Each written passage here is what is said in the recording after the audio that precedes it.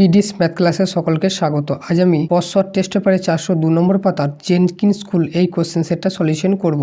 এর আগে আমি দুটো স্কুলের সলিউশন করে দিয়েছি। যারা আগের ভিডিওটি দেখোনি তারা এই ভিডিও ডেসক্রিপশন বক্স থেকে লিঙ্ক থেকে গিয়ে আগের দুটো ভিডিও সলিউশন দেখে নিতে পারো।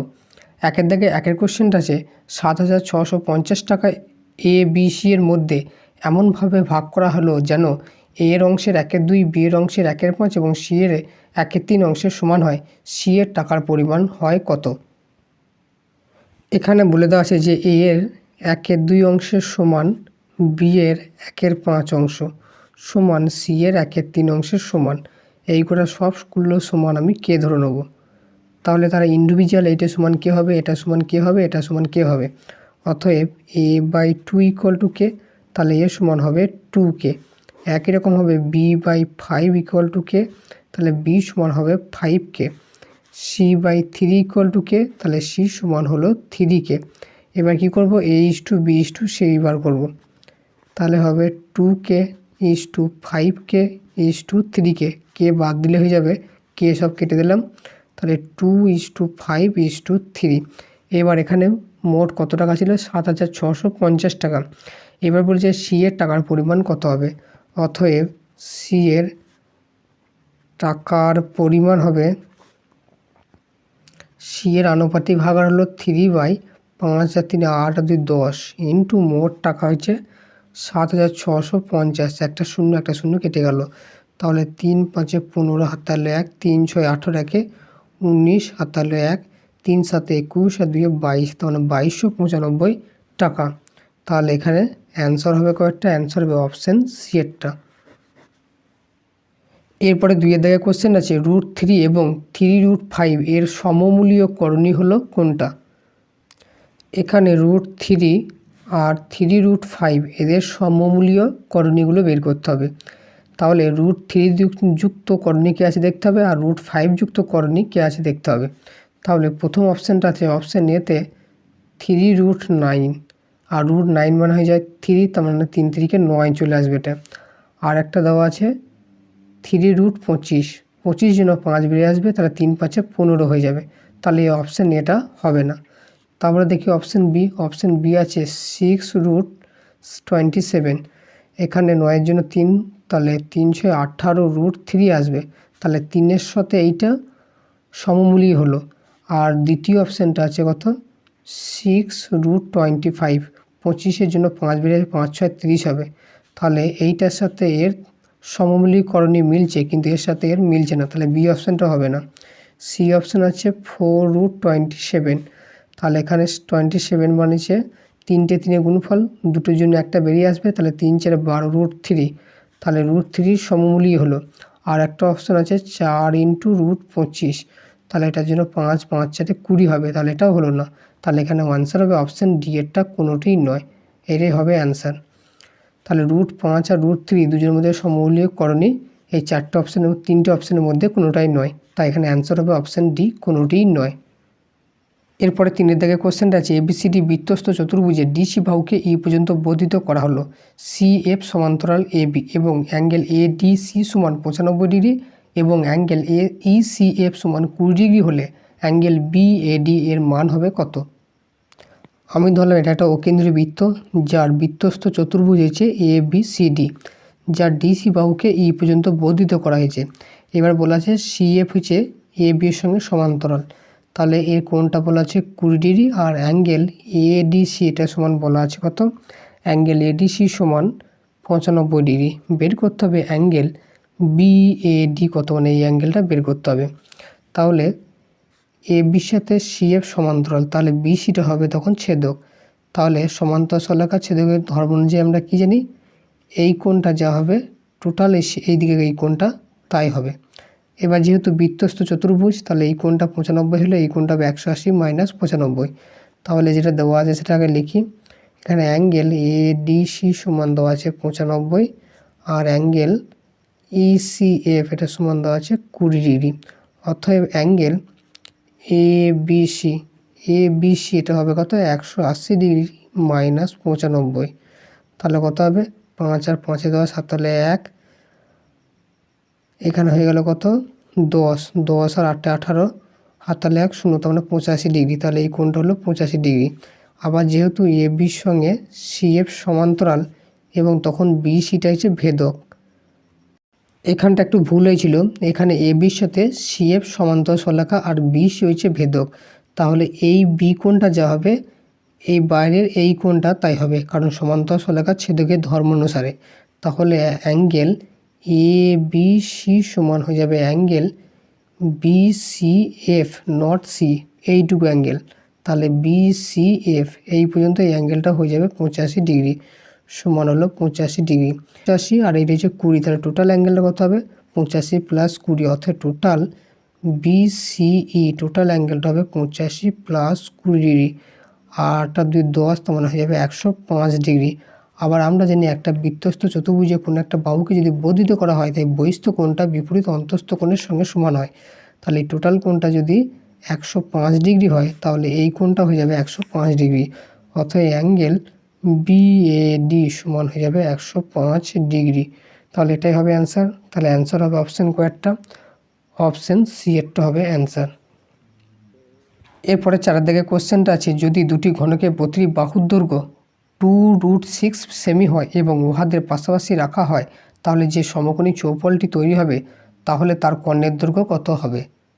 এখানে 2√6 সেমি বাহু বিশিষ্ট দুটো ঘনক আছে, তাহলে প্রথম ঘনকটার বাহুর দৈর্ঘ্য 2√6, তার মানে প্রত্যেকটা এই বাহুটা এবার প্রত্যেকটা বাহু হবে 2√6 করে, আর এটা হচ্ছে 2√6 বাহু বিশিষ্ট দুটো ঘনকে একসঙ্গে জুড়ে দেওয়ার ফলে কী হয় আয়তঘন তৈরি হয়েছে। বলেছে আয়তঘনটার কর্ণের দৈর্ঘ্য কী হবে।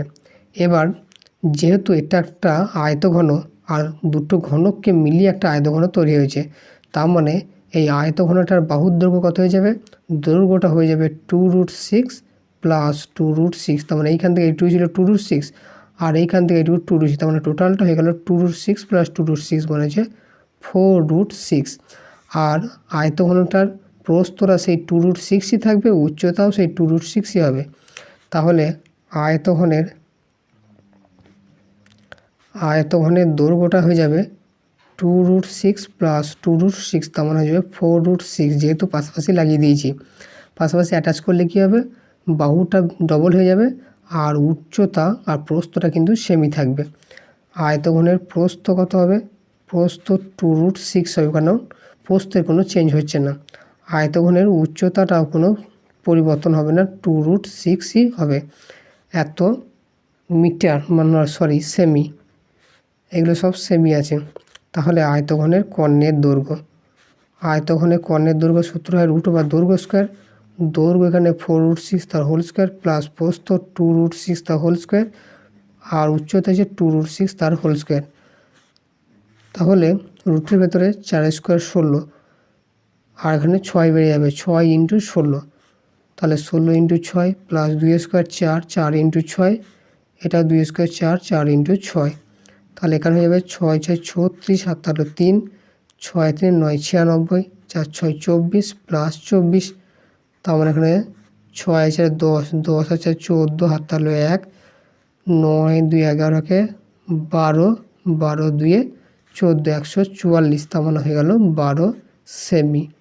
তাহলে আয়তঘনটা কর্ণের দৈর্ঘ্য হয়ে যাবে 12 সেমি, তাহলে এখানে অ্যান্সার হবে অপশান ডি এরটা 12 সেমি।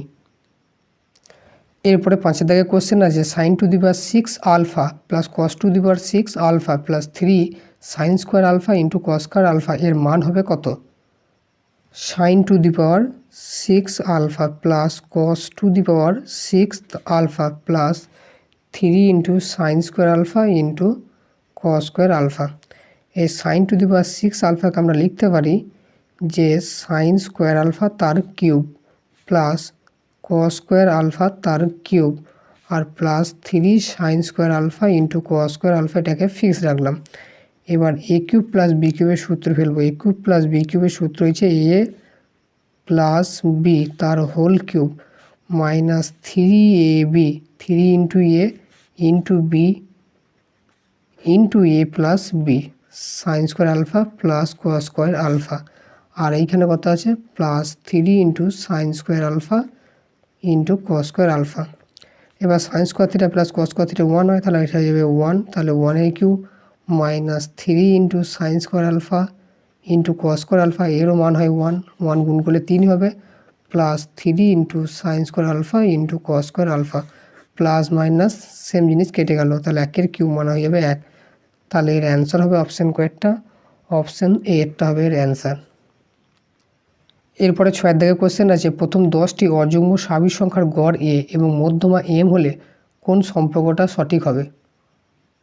এখানে প্রথম 10টি অযুগ্ম স্বাভাবিক সংখ্যা, তাহলে প্রথম 10টি অযুগ্ম স্বাভাবিক সংখ্যা হলো, প্রথম 10টি অযুগ্ম স্বাভাবিক সংখ্যা, তাহলে প্রথম হচ্ছে 1, 3, 5, 7, 9, 11, 13, 15, 17, 19, কটা হলো 1, 2, 3, 4, 5, 6, 7, 8, 9, 10। তাহলে এদের কী বার করতে হবে, এদের গড় এ এবং মধ্যমা এন। তাহলে এদের গড় হবে কত, গড়টাকে এরা নাম দিয়েছে এ, সব কটা যোগফল, তাহলে 1 plus 3 plus 5 plus 7 plus 9 plus 11 plus 13 plus 15 plus 17 plus 19 by total কত সংখ্যা 10 দিয়ে ভাগ। এবার টোটাল যোগ করলে কত হয় দেখি, এই সব কটা সংখ্যা যোগ করলে হবে 100 বাই 10, একটা শূন্য কেটে গেল, তার মানে আলটিমেটলি গড়ের মান হলো 10। এবার বের করব এদের মধ্যমা কত, তাহলে মধ্যমা এম ইকুয়াল টু, এখানে টোটাল 10টা সংখ্যা আছে, তাহলে এইদিকে 4টে বাদ, এইদিকে 4টে বাদ, তাহলে এই দুটো যোগফল বাই 2 হবে এদের মধ্যমা, 9 প্লাস 11 বাই 2, তার মানে 20 বাই 2 মানে হয়ে যাবে 10। তাহলে গড়ের মান হলো 10, মধ্যমার মান হলো 10, তাহলে এ ইকুয়াল টু এম, দুটোই এরা সমান। তাহলে এখানে অ্যান্সার হবে কটা, অ্যান্সার হবে option D, A equal to M. এরপরে 2 দাগে একটা কোশ্চেনটা আছে, 3x² minus 10x plus M plus 1 equal to 0 সমীকরণের একটি বীজ অপর বীজের অনন্য হলে এম এর মান কত। এখানে সমীকরণটা আছে 3x² minus 10x plus M plus 1 equal to 0। তাহলে এই সমীকরণে এ এর মান কত, এর মান হচ্ছে 3, বি এর মান হচ্ছে -10 আর সি এর মান হচ্ছে এম প্লাস 1। এবার সমীকরণে বীজ দুটো কী পড়েছে, একটা অপরটার অনন্য।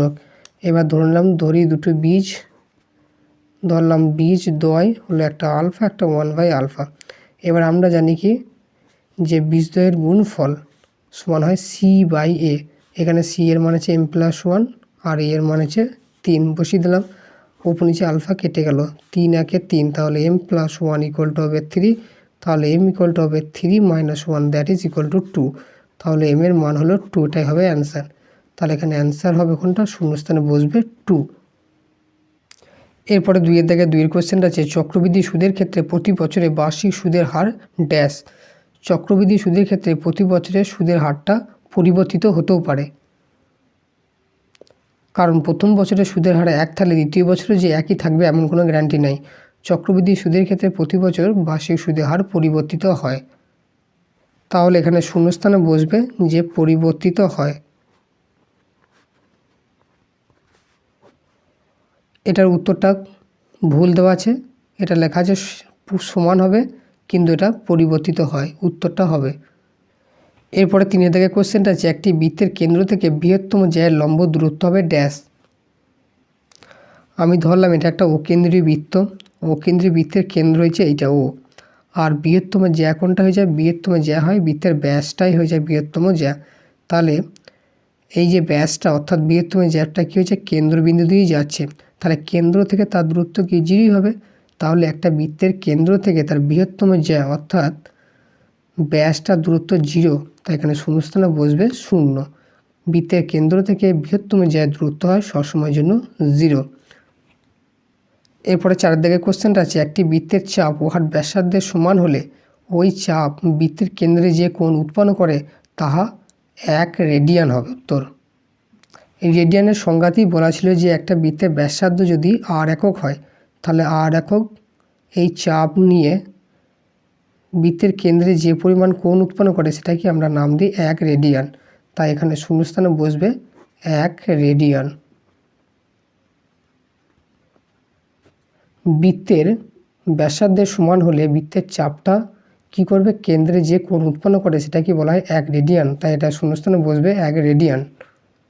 এরপরে 5 দাগে কোশ্চেন আছে n সংখ্যক সংখ্যার গড় x বার, যদি প্রতিটি সংখ্যার সাথে k যোগ করা হয় তাহলে নতুন সংখ্যাটি গড় কত হবে। এটা একটু ক্যালকুলেশন করে দেখিয়ে দিই। ধরলাম x1 x2 ডট ডট দিয়ে আপ টু xn, এদের গড় বলা আছে x বার।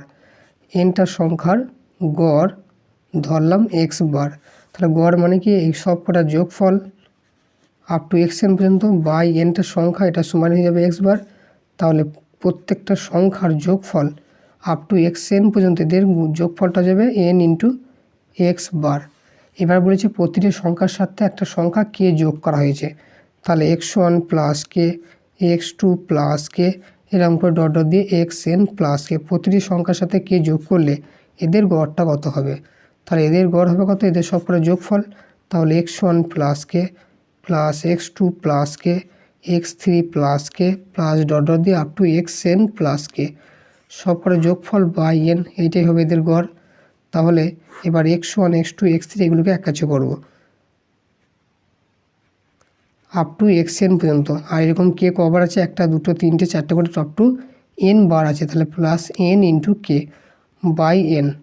এবার এদের সমষ্টিটা এখানেই পেয়েছি কত, n into x bar plus n into K by n। এবার কি করব, n কমন নেব, তাহলে x bar plus K by n, এর উভয় পক্ষে কেটে গেল, উপর নিচে কেটে গেল, তাহলে এদের গড় হবে x বার প্লাস কে।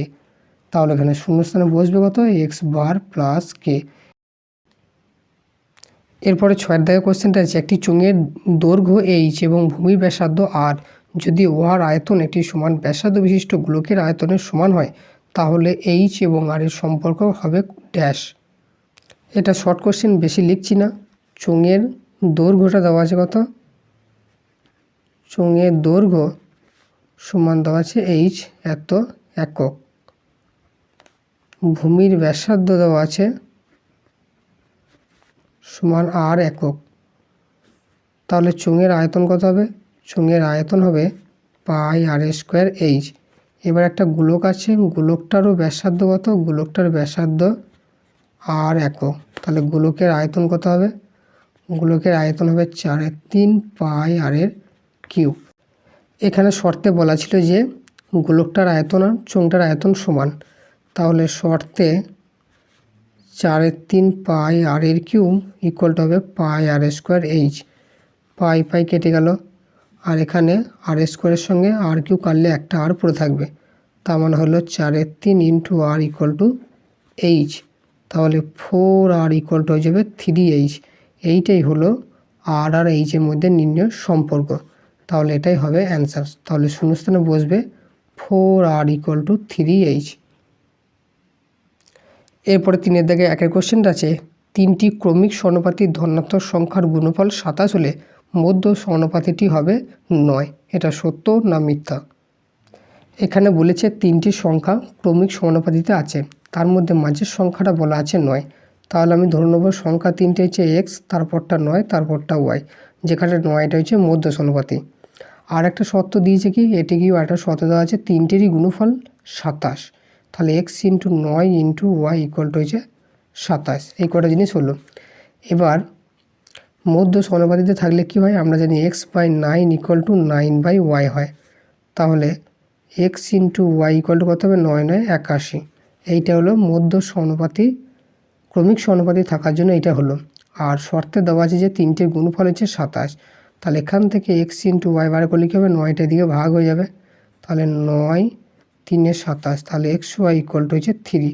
তাহলে এখানে এক্স ওয়াই মান পেলাম 3, আর এখানে এক্স ইন্টু ওয়াই মান পেলাম 81, দুটো সমান নয়, তাহলে যেটা বলা ছিল যে মধ্য সমানুপাতি 9, তাহলে ওটার মধ্য সমানুপাতি 9টা হবে না, তাই এটা হবে মিথ্যা। এরপরে 2 কোশ্চেনটা আছে সুদের হারের কোনো একক নাই, এটা সত্য না মিথ্যা। এটা হবে সত্য, সুদের হারের কোনো একক থাকে না, তাহলে 2 অ্যান্সারটা হবে সত্য। এরপরে 3 কোশ্চেন আছে দুটি সমবাহু ত্রিভুজ সদৃশ কিন্তু দুটি সমকোণী ত্রিভুজ সদৃশ নয়, এটা হবে মিথ্যা, কারণ সমবাহু হলে সদৃশ নাও হতে পারে, কিন্তু দুটি ত্রিভুজ সমকোণী ত্রিভুজ হলে সদৃশ হবেই, কিন্তু এখানে সদৃশ নয় বলেছে, তাই এখানে মিথ্যা হবে। তাহলে 3-এর কোশ্চেনটা হবে মিথ্যা। এরপরে 4-এর কোশ্চেনটা কী আছে দেখি। এরপরে 4-এর কোশ্চেন আছে, দুটি শঙ্কুর উচ্চতা সমান হলে তাদের আয়তনের অনুপাত সমান √/, ব্যাসার্ধ দ্বয়ের অনুপাত। এখানে বলা আছে দুটো শঙ্কুরই উচ্চতা সমান, তাহলে তাদের আয়তনের অনুপাত কি। আমি ধরি শঙ্কু দুটির ব্যাসার্ধ সমান হলো একটা R1 আর একটা R2, আর শঙ্কু দুটির উচ্চতা তো সেম বলা আছে একই, আমি ধরলাম h। তাহলে তাদের আয়তন অনুপাত কী হবে, আয়তনের অনুপাত, শঙ্কুর আয়তনের সূত্র 1/3 পাই r²h। প্রথমটার জন্য r1² ইন্টু h1 লিখলাম, আর দ্বিতীয়টা বোঝানোর জন্য r2 তার স্কোয়ার ইন্টু h2 লিখলাম। এবার 1/3 পাই কেটে গেল, তাহলে r1² ইন্টু h। এবার h1 h2 লেখার দরকার নেই, কারণ দুটোরই ভ্যালু হয়েছে h। তাহলে h1 এর মানও h বসিয়ে দিলাম, h2 মানও h বসাবো। h উভয় পক্ষে কেটে গেল, তাহলে হলো r1² ইস্টু r2²। তাহলে তাদের আয়তনের অনুপাত কি হলো, ব্যাসার্ধ দুটির স্কোয়ারের অনুপাত, ব্যাসার্ধ দুটি বর্গের অনুপাতের সাথে সমান। কিন্তু এখানে দেওয়া আছে √/, ব্যাসার্ধ দ্বয়ের অনুপাত, তাই এটা হবে মিথ্যা। এরপরে 5-এর কোশ্চেন আছে, 1 রেডিয়ান > 1 ডিগ্রি, এটা হবে সত্য। আমরা জানি 1 রেডিয়ান সমান 57 ডিগ্রি 16 মিনিট 22 সেকেন্ড হয়। তাহলে 1 রেডিয়ান মানে হচ্ছে প্রায় 57 ডিগ্রি থেকে একটু বেশি, আর এখানে বলা আছে একটা 1 ডিগ্রি, তাহলে অবশ্যই 1 রেডিয়ানটা 1 ডিগ্রির থেকে বড় হবে, তাহলে এটা হবে সত্য। এরপরে 6-এর দিকে কোশ্চেন আছে, 10, 12, 14, 15, 18, 20, 22, 24 সংখ্যাগুলির মধ্যমা হলো 17, এটা সত্য না মিথ্যা। এখানে সংখ্যাগুলো ঊর্ধ্বক্রমে সাজানোই আছে, 10, 12, 14, 15, 18, 20, 22 আর 24, এদের মধ্যমাটা বের করতে হবে। সংখ্যা কটা আছে, 1, 2, 3, 4, 5, 6, 7, 8টা। তাহলে 8টা সংখ্যা থাকা মানে এইদিকে 3টে বাদ, এইদিকে 3টে বাদ, মাঝে থাকলো দুটো, তাহলে এই দুটো যোগফল বাই 2 করলে এদের মধ্যমাটা বেরোবে। তাহলে এদের মধ্যমা হবে কত, 15 + 18 বাই 2, তার মানে এটা হয়ে যাবে 8 আর 5 13, হাত থাকলো 1, এটা হয়ে যাবে 33 বাই 2, এটা হয়ে যাবে 16.5, 16.5, কিন্তু দেওয়া আছে 17, তাই এটা হবে মিথ্যা। আজকের ক্লাস এই পর্যন্তই। ভিডিওটি ভালো লাগলে চ্যানেলটিকে সাবস্ক্রাইব করে দেবে, সাথে নোটিফিকেশনটা অন করে রাখবে যাতে সবার আগে ভিডিও পৌঁছে যায়।